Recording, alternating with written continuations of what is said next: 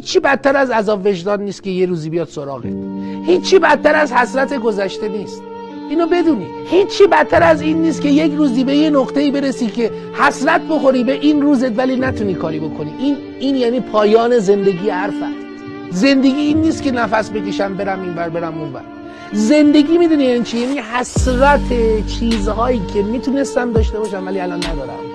این میشه زندگی. خودم شخصا به نقطه‌ای رسیدم که واقعا هیچ، صفر مطلق یه چیز پرتگاه، یه هول نیاز، ولی همونجا که هول نیاز داشت خدا به دلم انداخت یه چیزایی و تونستم تو مسیری بیفتم که تلاش کنم.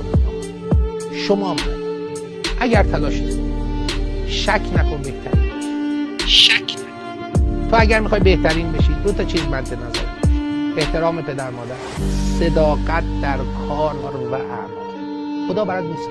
مثلا خدا همچون میبرت به عرش، خودت هم باور نمیشه. برای اینکه به اون نقطه برسید مسیر طولانی نداره، یک مسیر کوتاه مدت ولی سخت. قبول دارم سخت، ولی یه چیزی میدونم آخرش یه چیزی،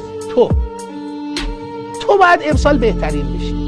من برای خودم باید بهترین کارم رو انجام بدم، بهترین خودم باشم، از خدا هم جوابم میده، بهترین نتیجه هم میگیرم. قبول.